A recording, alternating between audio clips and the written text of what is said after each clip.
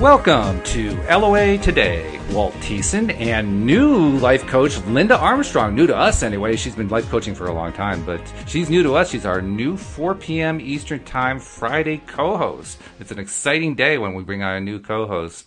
And Linda Armstrong is going to be with us once a week, sharing her insights, sharing her wisdom and information.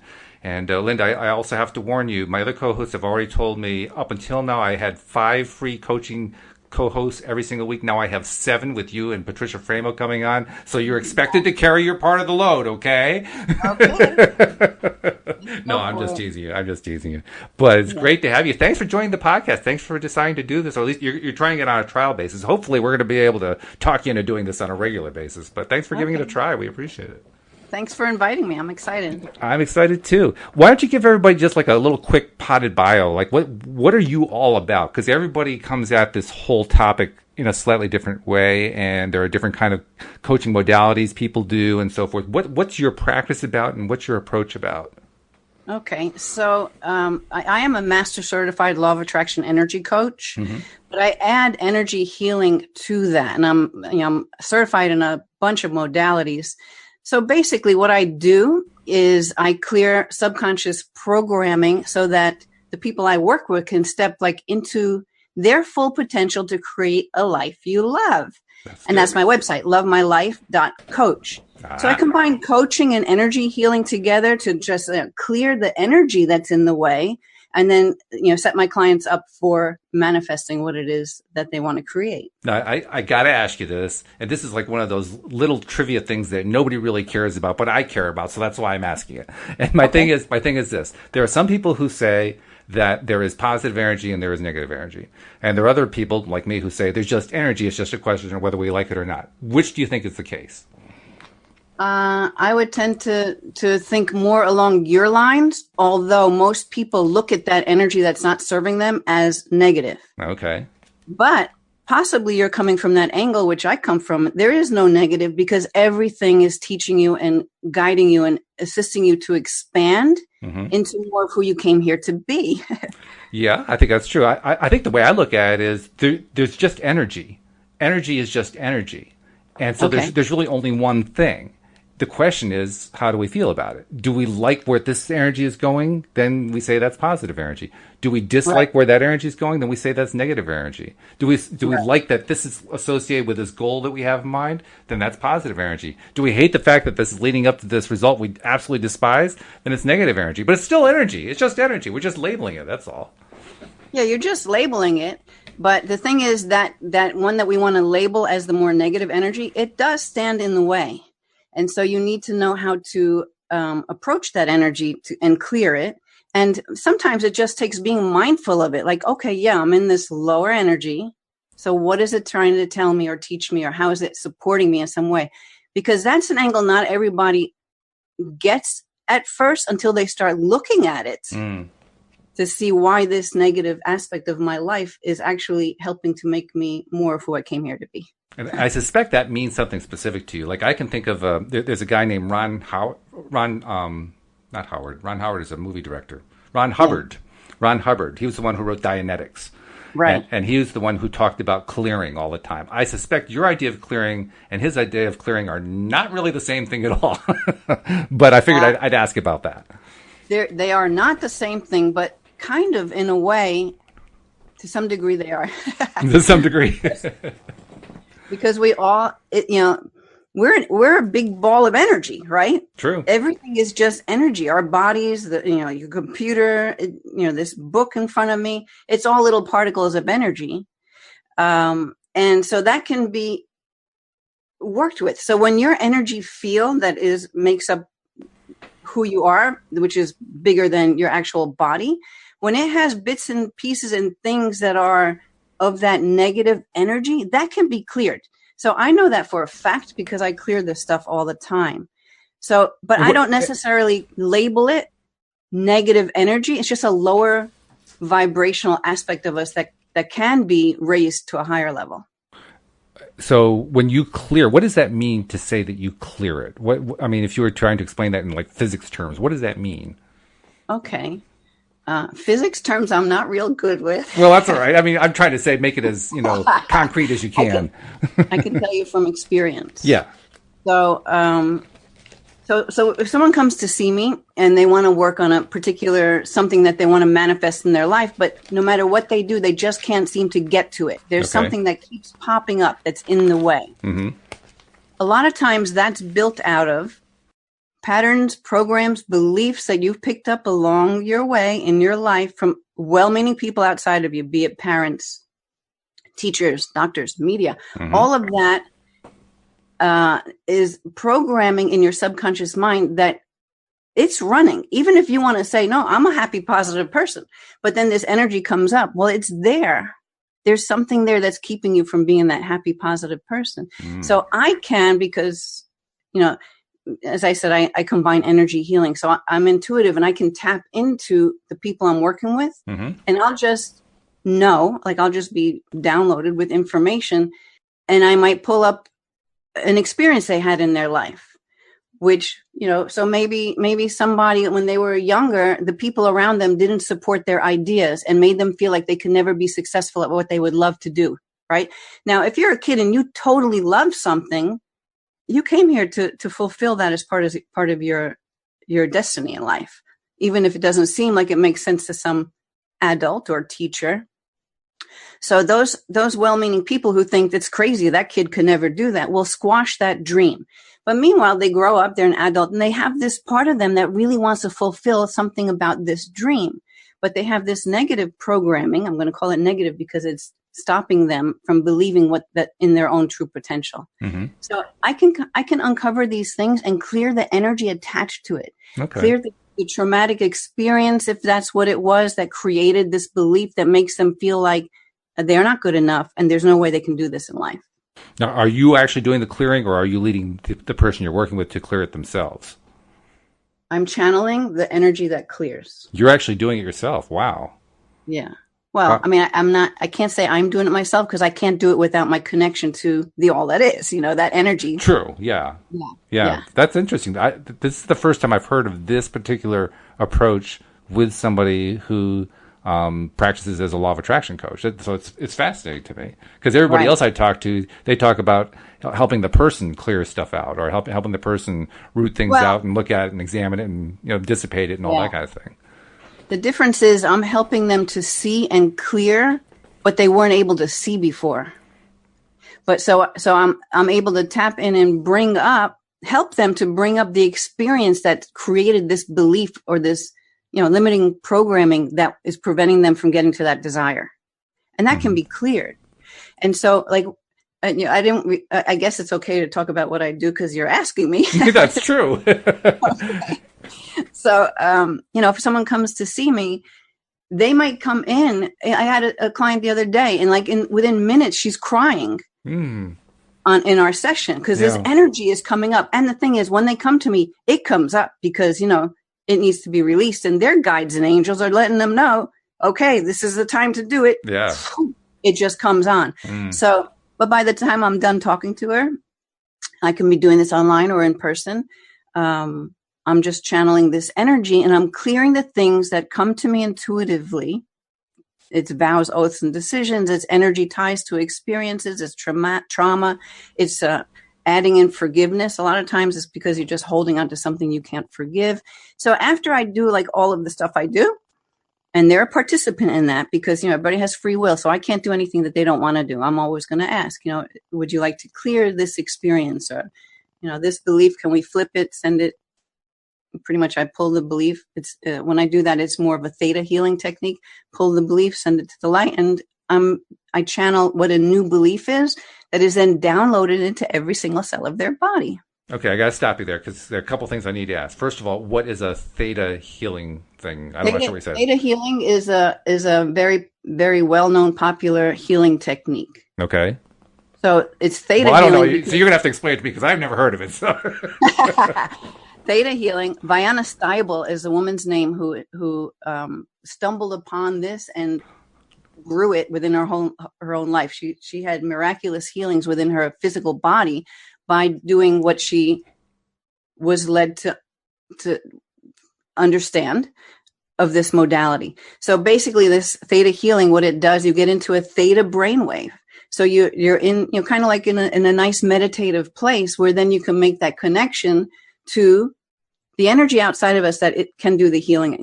The energy that heals is love, right? Everything is love, and that's the energy that heals, and that's that high vibe that you love so much when you're doing your shows, right? You're just in that beautiful energy of love. Right. That's the energy that heals.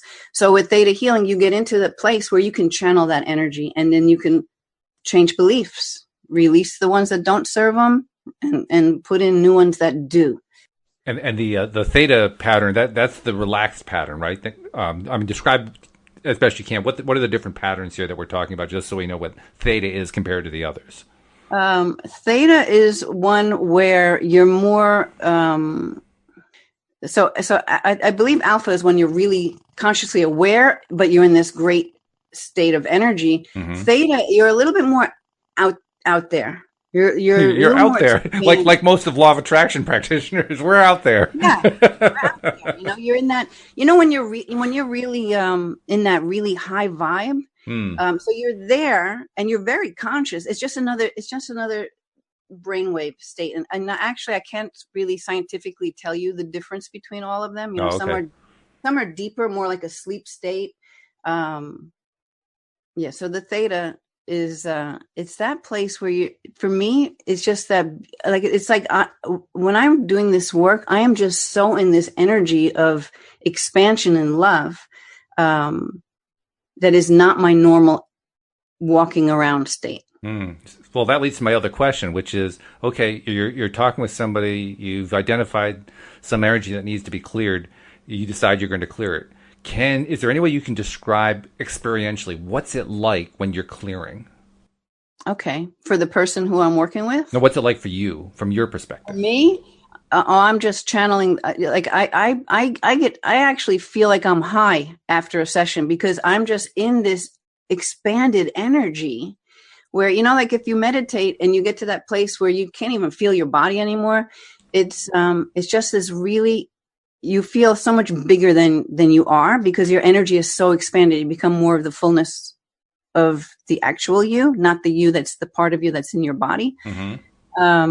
So for me, it's just that really expanded place. For the people I work with, what happens is, so I was starting to say that before, that, this one client, she was crying at the beginning of the session. By the end of the session, she's floating as high as I am. So usually I like to say that I help people to bring more light into their life, because when they leave, that's what everybody says. Oh my God, I feel so much lighter. So as if you're lighter in your body, like you don't weigh as much anymore, even though you weigh the same. Yeah, right. So when from your perspective, when you're doing it, you're in this place where you're, like you said, you're almost out of your body in a sense, but not quite. Is there something that you're actually doing, or are you just kind of residing in that state? I can get myself in that state just with intention, because I do it so often, and I've been trained in a bunch of different modalities where I've opened to be able to hold this energy. Is the only way I can probably explain that. I guess what I was trying to ask is there something that you do? I mean, I'll make up something silly just to give you an idea. So you get yourself into this heightened state, and then you pick up your magic wand and go, okay, energy, go away. I mean, that's a doing of something. Is there something that you do when you get to that state? The way the energy leaves is by me doing the clearings for the pattern, the program that's running in their system. Be it, so if there's a limiting belief and I switch that belief, that right there, you can feel the difference. So there's one, let me explain it this way. It might be easier for you. There's a modality that I use. It's called the gate. And there's like only a handful of people who actually do it in this country. The person who had this healing modality channeled to them is from Israel. So he's come here and he's taught. When I'm working with, I combine everything I know in every session. Whatever it is that will help my client the most is where I go. But this modality, so I can have you, okay, so say we want to double the amount of listeners to this radio show, right? This is like, say this cool. is one of you. Hey, let's do it now. I'm ready. Let's go. Say this is one of your desires. We can't really do this right now because it's a little more intimate than what we're doing at this moment. Oh, shucks. But what I would do is I would have you pretty much, you would be in a very relaxed state, and I would do a little bit of guiding you into this relaxed place where you're very receptive. Mm-hmm. And then I'd have you talk to your body. Okay. Because I mean, I don't know how spiritual your audience is with law of attraction, but if everything is energy, I am not my body. Mm-hmm. I am the energy that inhabits my body. Right. Mm-hmm. So your body is the tool that you travel this planet with. It takes you everywhere. It allows you to have all this experience.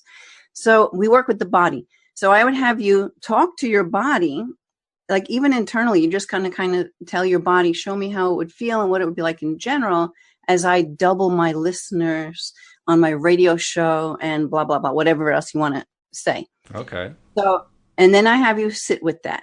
So we're talking to the body, right? Mm-hmm. Now, if there is resistance, so resistance is anything that will keep this from manifesting. Mm-hmm. If there's resistance, you'll feel it in your body. So we're not doing this right now. So, hoping this isn't going to happen for you at the moment. But you'll feel something. So people might all of a sudden have a headache or their stomach is churning, or they feel like they have a weight on their chest, or their body is itchy, or they get hot, or they get cold, or they feel a pain shoot down their leg. Like something will turn on within the body that lets me know, okay, here's the resistance. Okay. Then I do a couple of simple clearings, and guess what? That headache that was there a second ago is gone. And tell me again, what are you doing when you're clearing? I mean, okay, you've said I got to clear. Now, what's your next thing that you do? Okay, so say we clear that pain went away. We see what else shows up. No. You misunderstand my question. I'm saying to actively to actually do the clearing exercise. The part where you're okay.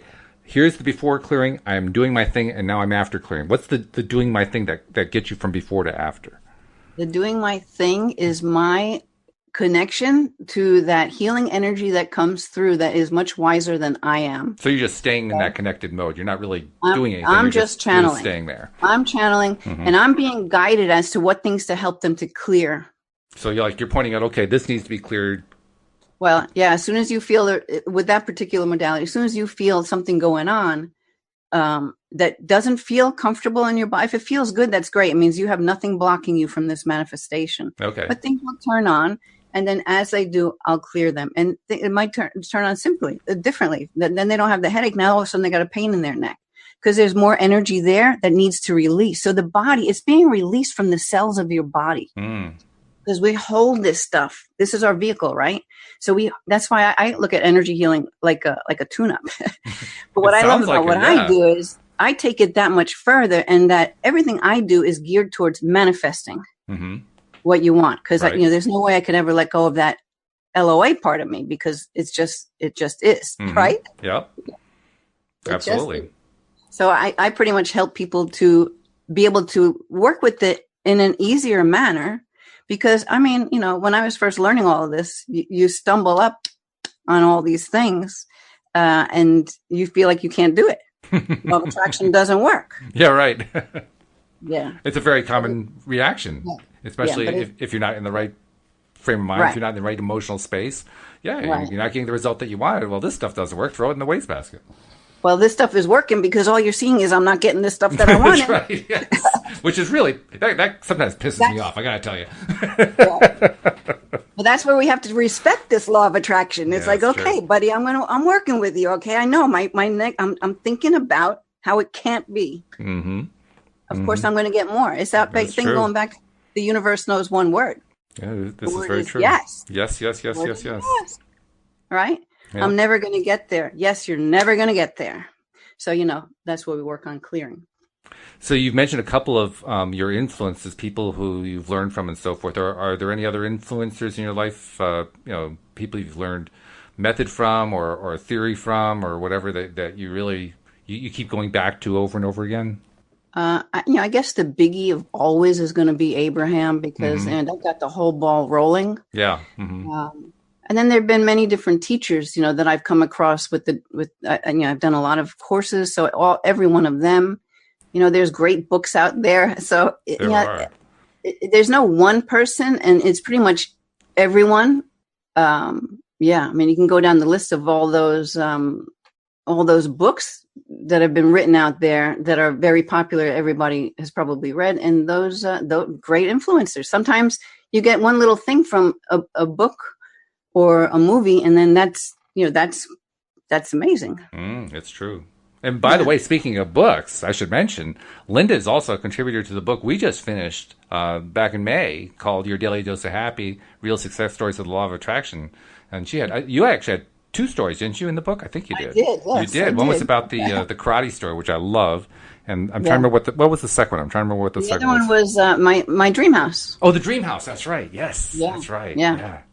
I just did a video on another favorite of mine that I'm releasing actually today or Monday. I have 2 that I just shot. I do a lot of YouTube videos. Another process, it's kind of an Abraham Hicks process, but with a twist. Okay. Should I tell you? Yeah. Oh God, yes. Please do. Are you kidding? This is a tell-all show. You're gonna find over time that you're gonna tell more stuff than you ever imagined telling before. So feel free. Absolutely, feel free. All right. So lots of people will use an appreciation gratitude journal, right? Sure. Mm-hmm. So there was a teacher in one of my coaching academies who gave me a different twist on it, and it works because it really invites LOA to do its thing, right? Mm-hmm. So you know how you can just write appreciation, gratitude of what's happening throughout your day, right? Yep. It feels good. You have to hold that vibe as you're writing it down. Mm-hmm. Then you flip the page, and I like to do 5 to 10 future appreciations. Okay. So they did not happen yet in my material world, but of course they did happen because I've already sent them out there. The desire, once you have a desire and you send it out there, it's done. Yeah, it's already in the vortex. It's already there. Yep. You just have to line up with it, right? Mm-hmm. So this helps you to line up with it. Okay. So an example that I gave, and I wasn't going to give you this one, but I figured, how many can I give Walt for the book? Well, as many as I could get out of you. That's what it comes down to. No, I'm kidding. I'm teasing. Well, this one was fun because with this, it's this future appreciating. We're going to call that future appreciation and gratitude. So I would write, future things, but I would write them as if they already existed, but you have to feel it. Because as you know, you can say the words all day long, but if you're not vibrating to it, if you're not holding the energy of it, that's right. It's not going to be there for you. That's true. Yeah. So the house that I did talk about in the book, the dream house, I did a lot of work on this house. When I moved in, I changed the windows, the siding, granite, carpeting in the bedrooms, the sunroom at the back, landscaping, fencing, like a lot of stuff. I didn't get to doing my driveway, which was a crumbly mess. Oh. And I had a quote for $8,000, and I wasn't going to go into debt for it. I'm like, someday, so I just kind of put it to the side. So when I learned about this future appreciating process, I thought, I'm going to future appreciate my amazing driveway. That's right? Cool. Yeah, sure. So I would start making up stories. I definitely get in that gratitude place by writing down things that happened during the day. It doesn't matter what they are. It could be some little kid smiled at me and it made me feel great, right? That's appreciation, gratitude. Absolutely. Right? It counts. Yeah. So I flipped the page and then I would start writing whatever, and you can do more than one desire, but I wouldn't work on too many at one time, like one to 3. So I write down about my driveway. I'd write a little story about I can't believe how beautiful the driveway looks. My neighbor came over to compliment it, and they were saying how great the house looks now. And so I'm in this energy of someone else appreciating my driveway. I'll write that story. I write another story. Maybe I'm writing, it was so nice today. It was so hot out there. Those guys were working so hard. I brought them snacks and drinks. They were so happy. I love it. Yeah, I'd write these stories. Then another favorite one, and I would make them up because, you got to get into that little kid mind where anything It's great, is possible. though. I love the detail. The level of detail is wonderful. Yeah, because it helps you hold the vibe, right? Yeah, sure. So then, another one, because I'm in New York, and you're in Connecticut, right? When it snows, and if you have to shovel, there it is. And if you've ever shoveled a driveway that's got potholes and everything in dear. it, you'll have been stabbed in the stomach many times, Just right? a few, yeah. The shovel gets stuck, and you keep going. Yep. So I would write, because that would happen, right? So I would write the opposite. I would write about how I felt like I was on ice skates as I was shoveling the driveway, and it was so smooth, and how much fun I had, and that kind of stuff, right? So I just make up stories. Okay, so this is the best part. Not even 2 months later of me making up these stories, but like you said, you notice I'm putting detail in there. I'm putting detail in because it helps you build the story and build energy. Yeah. And you can't help but feel it when you do that. So not even 2 months later, I also teach karate, right? You know that. Right. Yep. We were home on a Friday, me and my husband, no classes. Some guy knocks on the door and I look outside and it's this like scruffy, dirty looking guy. I'm like, oh, it's interesting. Mm-hmm. But I opened the door and, see what he wanted. He says to me, hi, I noticed your driveway could use some repair and I have a truck full of leftover asphalt. I was working on a job down the road. I can do your driveway for $2 a square foot. I'm like, so I look at him and I'm like, okay, meet me out back. And I shut the door and I go to my husband. I walk over to him like, the universe is talking to me. The universe is talking to me. I have no money to do this. No money to do this at all, right? I'm like, I got to go talk to this guy. So I go outside and he's like, walk with me and we can see how far I can do. I'll tell you how much it'll be. And he gets to like halfway, 2,500. I'm like, okay, so that means you can do the whole thing for 5,000. He's like, yeah, I can do the whole thing for 5,000. So I look at him. I'm like, okay, hold on. I'll be right back. Then I run inside and I go to my husband. I'm like, you know what? This guy can do the driveway for 5,000. I got to figure out how to do this because the universe is knocking on my door. So, I decided, I thought for a few minutes, I'm like, you know what? I'm just going to call. I called my dad and I asked him to borrow 5,000 because I knew I could pay it back in a couple of months. I would have never done that because there's no way I'm going to tap into his retirement money for my driveway. So I never even considered doing anything like that. But when I got in the energy of having this beautiful driveway, it had to come, right? It did. That seed was planted. I called my dad. I had the driveway was done the next day. Wow. Right? Paid it off in a couple of months. Yep. That's fabulous. That's a great story. I wasn't thinking about doing it. I like put that off on the back burner. But actually, in a sense, you were thinking about it because you were journaling about it. You were making up your story. Before journaling it, I put it out of my mind. But once I decided, I can future appreciate something, I still need to get that driveway done. Okay, I'm going to start writing about my driveway. So I've done it with other things as well, but that's like my favorite story to tell because it's one of the more out of the blue kind of areas. Not that anything's ever out of the blue.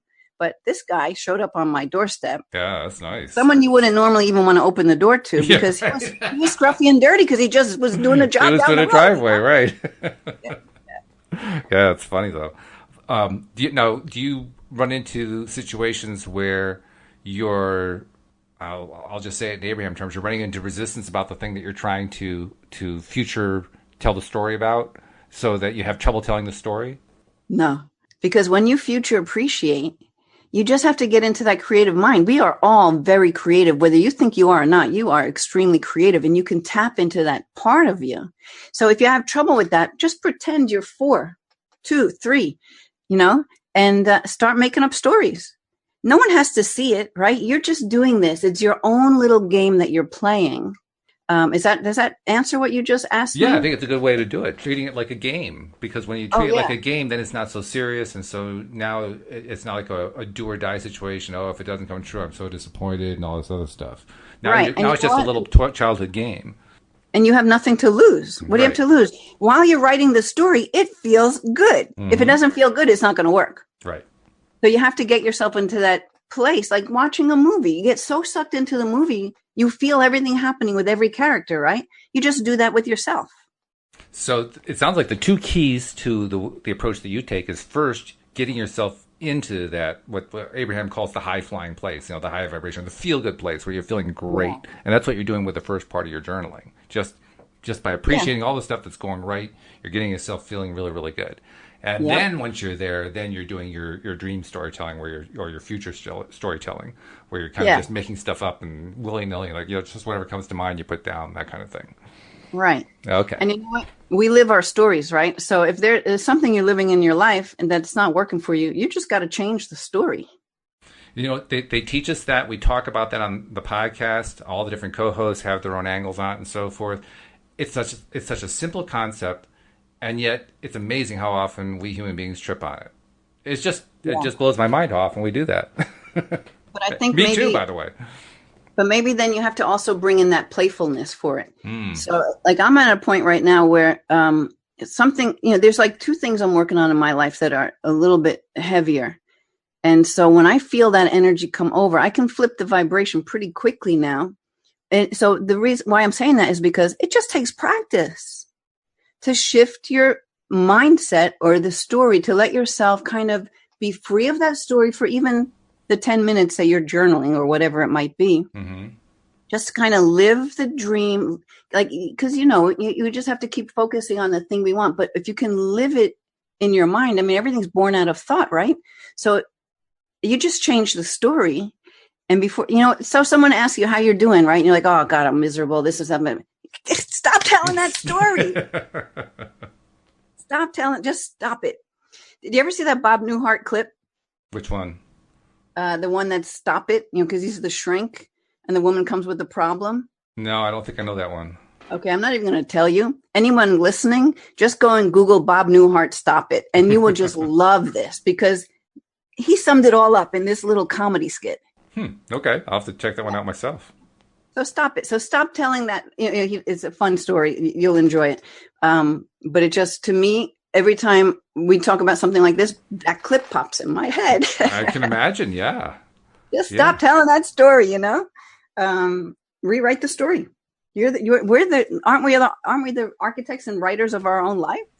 Well, yeah. Obviously we are, and I say obviously after many years of getting myself to the point where I can say obviously. Right. Because, I mean, there was a time, and I've told this one to our listeners many times with a number of the co-hosts, there was a time where I didn't even believe I could move my emotional set point, let alone shift it around at will whenever I wanted to, just by focusing on something. And early on, it was tough for me. And there are times where it's still tough for me. It's gotten easier. Like you say, practice does make a difference. The more that you practice, the more you put your will to it, the more you just apply yourself, the better you get at it. But I do remember that first time, probably now, 5 or 6 years ago, something like that. The very first time that I was able to consciously move my emotional set point up and realize that I had done it was a mind-blowing breakthrough. And I didn't move it very much. I mean, I was like frustrated, and I moved it up to disappointed. It was that little of a change, it was small, but I did it, and it's like, oh my God, I actually moved the needle. I can't believe I moved the needle. Right. Yeah. So that's definitely something to celebrate, because when you get more in that energy, then more of it can happen, of course, right? Exactly. Yeah. And it has taken time. I mean, I clearly had a lifetime of distrusting to overcome. There was a lot of momentum there in the wrong direction. So it's taken a while, but as time goes on, I get better and better at it. I've gotten to the point now where I'm not always able to move my mood immediately, but if I apply myself throughout a day, I can move it throughout the day. So that's a huge change right there, to be able to do it that quickly compared to where I was. Right. Yeah. I mean, it depends on how big the thing is that you're dealing with, right? So even though I can do it, there are times where I'm like, God, this isn't shifting, and I know a lot of things to do to clear my energy. Mm-hmm. So then that's when I'll just kind of nurture myself, because I'm like, okay, there's a reason for this. Mm-hmm. It's not something I have to just glide over and flip. I have to be with it. So then I allow myself to be with the energy, and maybe watch some funny movies or something, and just let yourself kind of shift out of it, but without like hating it, kind of like loving it, right? So you're in this really low place. You're like, okay, you know what? I'm just going to own this, because at least I have the understanding for me that there's a purpose to it. And if I can't flip it that quickly, then I know I need to just let it process. Yeah. And for me, I know that usually whenever I'm not feeling up, I'm feeling down, I'm feeling so, whatever, it's almost always tied to some kind of current what is. Something that's been going on in life that is a current thing. I don't think I have too much left anymore that's from my deep dark past. I've pretty much rooted most of that out, I think. But current stuff, current what is stuff, and I think a lot of people have this. That just you get hung up on it. Like this. Well, this is my important thing that's going on in my life right now, and I'm not happy about it. I'm supposed to shift my energy. Yeah, well, right. That's not happening right now. Right. Yeah. Well, you know what? That's where. Surrender comes in. Surrender, yeah. And surrender is a hard one. Boy, I still struggle with surrender sometimes. And that's just for me.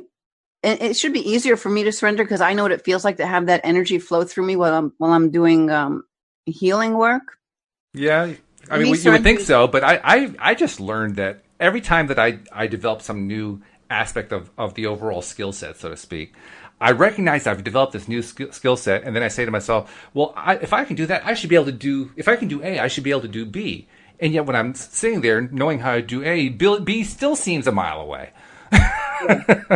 Yeah, but so then you just want to focus on, well, I'm getting closer to it. I'm getting every closer, day. exactly, yeah. Like, well, I couldn't do A yesterday. Hey, I can do A now. That's a good thing. Yeah, thumbs up. All right.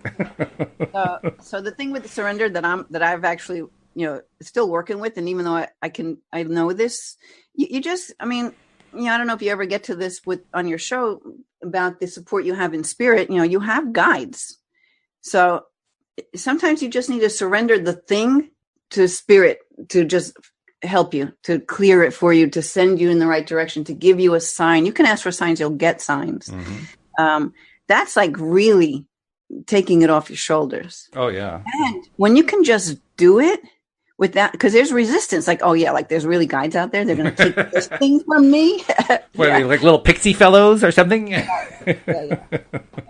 So, we all get sucked back into lower energies like that. But, again, to me, that I'm just learning surrender better and better every time I can't do it. Mm-hmm. Well, that's part of the fun, actually, of having so many co-hosts. I did do the idea of having multiple co-hosts who are all life coaches deliberately.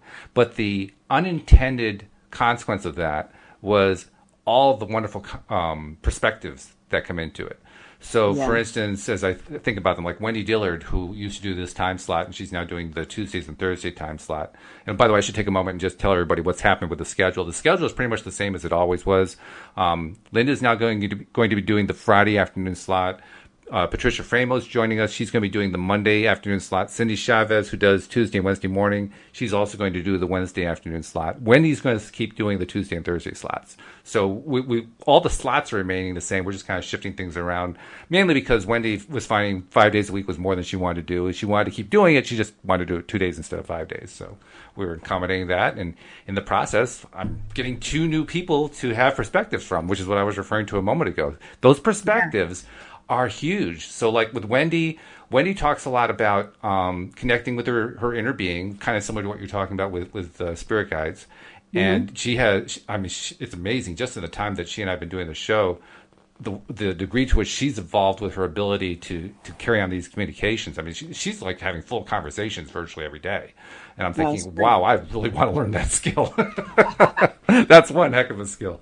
On the other hand, I've got Joel Elston, who I've been doing the show with for years, actually. He was one of my earliest co-hosts, and he doesn't even do anything like that. He's an action guy, He totally gets that you have to be in alignment and all that kind of thing, but he doesn't hesitate to get in alignment while he's taking his action steps. So his orientation is entirely different in that way. Cindy Chavez. Cindy she is one of the lightest personalities I've ever met. She is just sweetness. I mean, she's also going to be very serious and very direct on topic and so forth, but she just has a lightness of being about her.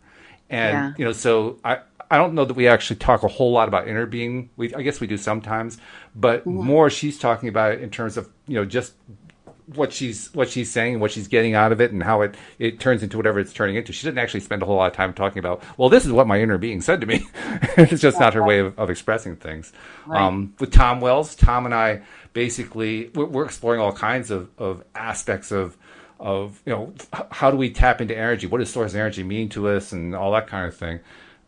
We refer to the inner being, but I with Tom's more into, like, he does what do they call what's he call that thing? Where you're auto writing, you're auto channeling stuff that comes to you. He does that kind of thing a lot. He does a number of very different kinds of modalities for channeling spirit in a sense, but he doesn't really describe it in terms of spirit guides. And then David is just pure Abraham. If you wanted to have Abraham come in and just be a single person, that would be David. David he's just spouting Abraham constantly. Oh, that's fun. Well, you know what? Something that my guides tell me all the time is there's no right way. Keep it simple. True. There's no right way. We all interpret pretty much the same thing in many different ways. That's true. Yeah. Like I would call the inner being my higher self, Mm-hmm. Yeah. Yeah. I actually have started calling my inner being the rest of me. And Yeah. the reason I say that is it's my way of reminding myself that it's not separate from me. It's not Right. like this other thing that I'm having to negotiate with or something like that. It's part of me, and I'm part of it. So there's no separation there. And by reminding myself of that, that's how I'm able to feel more comfortable with the idea I actually can communicate with my inner being. Oh, yeah. And you know what? I'll give you another way to look at it just because it's been given to me and I love it because it Okay. resonated like boom. So if your energy, say, let's call your energy 100%, Okay. there's the 80-20 rule. Only 20% is in this physical body. Yeah. Other 80% is your higher self and guides. They're Mhm. all different aspects of you Mm-hmm. that, you know, I mean, because I don't know how you are in past lives, but I know I've lived many lives. I've seen many of them. So it's just different aspects of you that you can work with. I've never explored past lives for myself. I did have one psychic once tell me that I had lived, I think she said over 1,300 lives, and most of them with my wife. And Oh, yeah? and I said to myself, boy, was I busy. But beyond that, I have no clue. I really have no idea. Yeah. None whatsoever. Well, you know, it's the possibility out there, right? Now, I will tell you one thing. I never refer to my inner being as my higher self.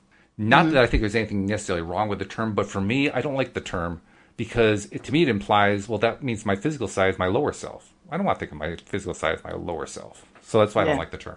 Yeah. Or maybe you can think of it as your expanded self, the higher part. Yeah, well, that's why I think of it as the rest of me, because that way, in my mind, it all stays as one. It's all one Yeah, continuity. right. You know? Yeah, rest of me is a good one. Yeah, I like that. I've been living with that one for about 3 or 4 weeks now, and I'm liking that one a lot. So, yeah. Yeah.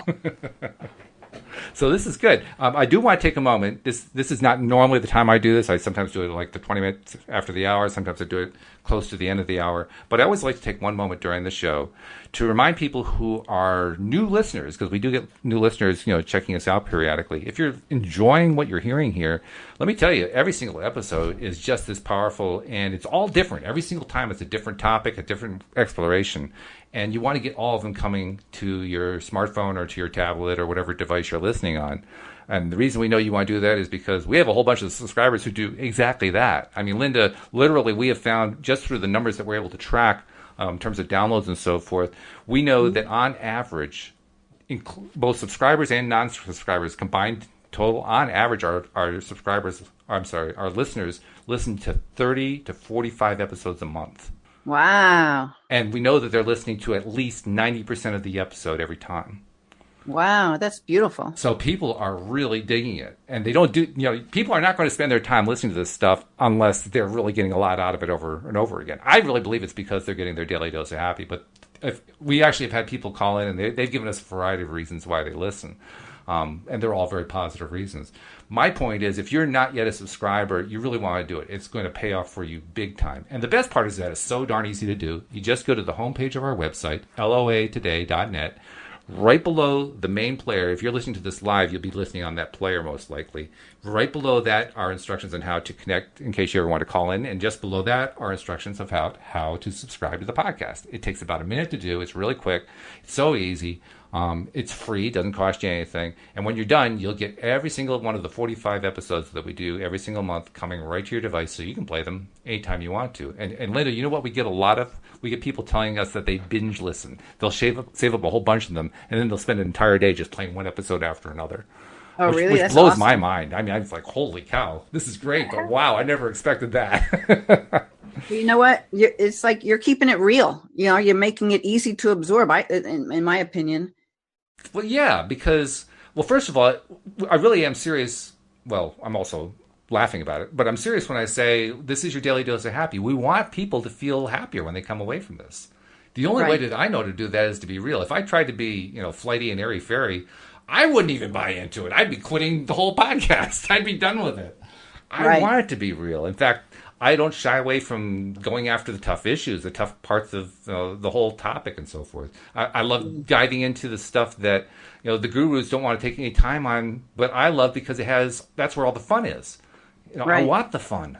And I know listeners want the fun. We live, you know this, we live in a society where there is so much negativity coming from our media sources, whether it be news media or entertainment or any kind, theater, it doesn't matter what it is. Music, they're even in music. I mean, for goodness sake, have you ever listened to lyrics of songs? I mean, some of them are like so depressing, like just shoot me now, I'm dead. Yeah. So we need to have alternative sources that are high energy. And that's why I wanted to make the whole podcast along that line. So keeping it real is an absolute necessity in that direction. I don't see any other way to do it, really. Right. No, and that's why people resonate to you, because that's what we want, right? Exactly, yeah. Plus now with you and Patricia coming on, I mean, we're just adding 2 more perspectives, 2 more voices. I can only just imagine what listeners are going to start thinking when they realize they've got these 2 more voices coming in here. Because every single perspective that comes in, every time we've added a new perspective in the podcast, talk about expansion, I can feel the expansion. Normally, I can't feel expansion. Normally, if it happens, like, oh, I guess it happened. But I don't know. It's like I know it intellectually. It's about it. But when we bring new voices in, boy, do I feel that. I feel that in a big way. Yeah. Cool. Yeah, cool. It is cool. It's fun. That's why I'm addicted to this darn thing. And that's why our listeners are, too. That's why they keep listening to, that's what I'm saying. 35 episodes a month? Holy cow. You just took the words right out of my mouth. It still blows me away. So, this is good stuff. Now, I don't know what we're going to be talking about with you in the future. I mean, we'll probably just make it up as we go along, I imagine, for a bit. But I do want to encourage you, feel free, bring topics. As we're doing these things, bring topics that are, Tom is great at this. Tom likes to talk about whatever is the thing he's working on right now. Right. And then he'll turn that into, a topic that's appropriate to what we talk about. And he comes with great topics doing that. Yeah. I mean, the other thing with Joel and I, it's like, okay, Joel, what you post about? Okay, yeah, we're doing that. That's the topic. We're done. Everybody does it differently. So I'm just trying to encourage you. Do whatever you want to do. But if you love bringing topics, bring topics. That's great. All right. Yeah, I'll send you some emails with ideas, and we'll see what resonates with you. I'll tell you. Or we just wing it and see what comes up. I'm telling you, just bring them. Seriously, I don't think I've ever turned down an idea. Okay. There may have been a time, but I'm not thinking of one right now. Because I learned, I'm serious when I talk about how important the perspectives are.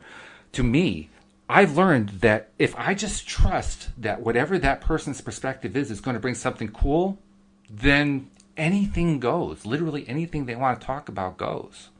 All right. So seriously, this is like, that's what I'm trying to do. I'm trying to empower you to feel like you can bring up any topic you want to bring up. I don't care how daring it is. I don't care how out there it is. I don't care how weird it is. Bring it up. Okay, that's good, because most of my stuff gets really weird. Okay. Well, then we'll just call you the Queen of Weird, and that's good. That way you have your own nickname. I mean, everybody should have a show nickname, right? I mean, it's only weird if you haven't experienced working with the spiritual aspects of things and that energy that is outside of you. That's actually fascinating to me. I mean, the first time I heard about spirit guides and alternatives to Christian doctrine and so forth was through my sister. My sister has been involved in this kind of stuff for quite some time, a lot longer than I have for sure. And she was involved in like a spiritualist church for a number of years, and she was she's been experiencing and practicing developing her psychic abilities, and I mean she's been doing a lot of this stuff for a long time. And so when she first told me about spirit guides, I said, "What? What are you talking about?" But I've come to understand them and even appreciate what they are over time. And I have to say, my sister has some really fascinating spirit guide stories, including one. Yeah. I'll tell you this one. This is a really fun one. Uh-huh. She lived in Washington D.C. for many, many years, and then just before my niece got born, she moved to where my parents were living in Smith Mountain Lake, outside of Roanoke, Virginia. And there was one occasion where she needed to go back to D.C. for something. I don't know what it was. And she was late. And if you know anything about traffic around Washington, D.C., particularly around the Beltway, you know how bad that traffic can be. And it's like that all the time. There are no, I mean, during the rush, it's really bad. You know, your rush hour in D.C. into Virginia, that's like 2-3 hours right there. It's crazy. But even not in the rush, the traffic is always wild. About the only time it's not wild is like 3 o'clock in the morning. That's about it. So anyway, she's late. She's trying to get to this thing, and she had just learned about spirit guides, I think within like the last year or two. So they were relatively new to her, but she had I don't know, classes or sessions or whatever, where she'd been introduced to some of them, and she had learned who some of them were. And so she said, okay, well, I'm going to call on my spirit guides because I really need to get to this thing on time, this thing that I'm going to. And I know I'm going to be late. So she put out to her spirit guides, I need your help. How do I get there fast? And apparently one of her spirit guides is somebody who was formerly an Indian chief. I don't know the details of that, but that's how much of it I know. And so the Indian chief started whooping a war whoop and said, just follow me. And she says, okay, now drive fast. And she's driving fast on the highway, way too fast, faster than certainly a trooper would allow. And then he says, okay, slow down, slow down, slow down. And she slows down. And about half a mile later, there's a trooper, and they go past. Okay, speed up. And they're speeding up. They're flying down the highway. No, slow. She slows down. There's another trooper. That's the way they went into D.C. They got there with 2 minutes to spare. Wow, that's awesome. Now, this is not something we recommend that you try at home. We definitely do not recommend that you speed on the highways, but it is a fun story. And that's why I tell it, just as a fun story. And I totally get it, and it's extremely real to me. So there you go. That's my world. So that's your world. Welcome to it, right? So how long have you been connected to spirit? Is that something you've always? I mean, when I say connected, I mean aware of your connection. Aware of the connection, because everybody's connected. Yeah. You know what? It's just been developing. Like when I started out, I actually started out. I know we don't have much time left. I'll try to keep this short. But as a karate teacher and instructor, that's my business. I had a tear in my rotator cuff, and I woke up one day, I just couldn't move my arm. Ouch. But that took me to this whole thing of healing. Now that happened, and that's what made me go towards finding, my passion. I did an internet marketing course, and I found this, law of attraction coaching. I'm like, yeah, that's up my alley. So I started learning all that. But then during that time, and maybe we'll tell this story another time, but the long and short of it is that, I wound up healing my shoulder because I signed up for a meditation course. I wasn't even supposed to be invited to until I finished that coaching course, but somehow I got it. I'm on that course, started in October. In December, we have a Christmas party, and there's other people from my dojo there who have had the surgery that I was going to go have in January. And they're talking about their nightmare stories. And I just sent somehow a message that you can heal yourself. And so I thought, okay, I can heal myself. And wouldn't you know it, the next course, the next class in this meditation course that I was taking, this year-long thing, was all about self-healing. I healed my shoulder within 2 months through meditation. That was like the beginning of it. And it just kind of evolved, like the next thing I know, I hear they're offering Reiki. I'm like, what the heck is Reiki? But I had to do it. So I signed up for that. And then like all these modalities kept coming my way. And throughout that whole journey, my connection has become stronger and stronger and stronger. And there's a lot of the time where I kind of didn't even understand the connection until when I finally clicked about what the connection is. I'm like, oh, I've been connected all along. I didn't know it. That's a bit of a shock. Yeah, because in our mind gets in the way from actually just allowing this natural experience to happen. So you agree with what most teachers teach, which is we all have that connection. It's just a question of learning to interact with it. Yep. Yeah, or even maybe we'll do a sign on spirit signs from spirit, because you're getting guidance all the time. You're just not aware of it. Because you've never been told that it's possible, or even how to notice these signs, And then once you start to do that, you start to open up and realize, wow, okay, that's not a coincidence. How the heck did that happen?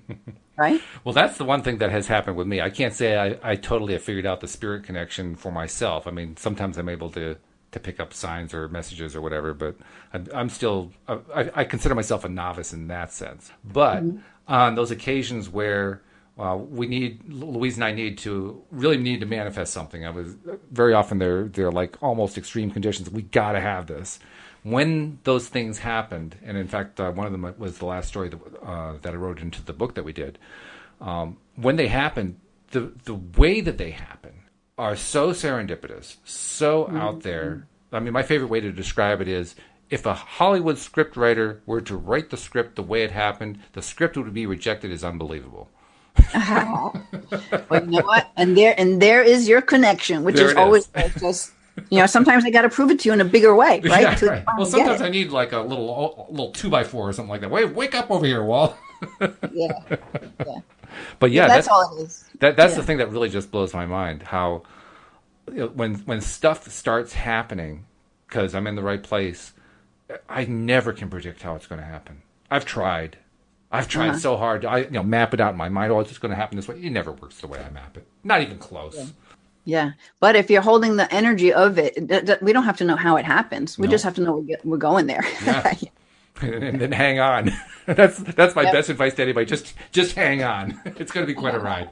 Yeah. Well, this is good. This is good. I think we've got a good vibe associated this time, and it's been good getting to know you. We do have like a little under 4 minutes left, so I'm going to ask you one more thing. You mentioned your coaching business as a karate instructor, and you did write about that in the book. And talk about a 2-minute potted biography. Tell us about what the whole world of karate has meant to you, particularly as it ties to you as a spiritual being. Um, you know, I guess part of that would be that, when you're training in karate, if you're taking it further and further than just like a workout, you start to actually connect to that part of you that can overcome and can achieve stuff that you didn't think you ever could. Mm-hmm. Okay. In that sense, possibly. Yeah, I think it just helped me kind of step into my power in a different way. Mm-hmm. And in the beginning, the spiritual side of it wasn't so much there until I opened up to that more as well. Mm-hmm. So I don't know if that answers your question. No, it answers it. I mean, you answer it the way you answer it because that's what's meaningful for Okay. you. I mean, I think I was partly thinking about what you wrote in your story in the book. And by the way, if you haven't gotten a copy of the book, get it just to read Linda's story about how she went after her second degree in karate and ended up getting her third degree. It was just that's a great story. I love that one. Where are you up Yeah. to now? I don't even know where you are right now. Yeah. Are you third No, degree right now? I'm still third degree. You're third I degree. kind Okay. of not trained as much as I've been opening up to all the work I'm doing now. Oh, I see. I still teach. I teach kids mostly, Mm-hmm. but I put a lot more of my focus into this healing work that I'm doing now in the coaching. Ah, yeah. So, Yeah. yeah. Well, So I mean, I could have been, more further along, but that's okay. I am where I am, and I'm totally happy with it. yeah, well, you're where you need to be. That's really what it comes down to. Right. Yeah. Yeah. But that story about how you got the third, I mean, it was a classic law of attraction story. Just Oh, yeah. absolutely classic. Well, and I was learning about it. No, actually, I didn't. No, that was before I knew that. I think what really got me going on the way I did that was working with crystals and kind of programming them with an intention. And then I went with the intention, and it proved to me everything about how this law of attraction. No, actually, I must have already known about. I don't remember. It was a long time ago. I never know anymore what came first. I just know what is. So Well, that's how you know that you're no longer stuck in the what is. You're so much into where you're moving to that you've almost forgotten the connection to the what is. yeah, like I can't really recall. I'd have to yeah. Oh, that's funny. Well, great. Well, I'm glad that we got a chance to know each other and so forth. One last thing I want to ask you to do before we leave. Mm-hmm. How does somebody who wants to perhaps get cleared, maybe they want to get that kind of energy cleared, they've got something going on, and you might be the kind of person to help with. How do they reach out to you? They can go to my website, lovemylife.coach. They can email me, linda@lovemylife.coach. You can go to my YouTube channel and get to know me better through the videos. Maybe, if you don't have too much of a feel so far with me, you can, or my blog, you just find out, basically by my website, what I'm all about. And you can there's many buttons throughout every page where you can click to connect with me. Okay. And I presume you have some kind of introductory thing? Like, do you do like some sort of introductory conversation, yeah. Find out what they want and all that kind of thing? Well, I have an application for the people can fill out. An application. Oh, okay. To get on a phone call with me, and then we can see if we're a match together. Gotcha. Okay. But I do allow people to just schedule a single session, and you can do that right from my website. Oh, okay. Good. Very good. Yeah. All right. Well, this is great. I'm looking forward to talking to you next week already. I can hardly wait for next Friday. Yeah. Great. Thanks. All right. And we'll the universe is talking again, Walt. How about that? Yeah. Isn't that a good thing? Well, that's why we want people to keep tuning in. We hope you join us next time here on LOA Today. Goodbye, everybody.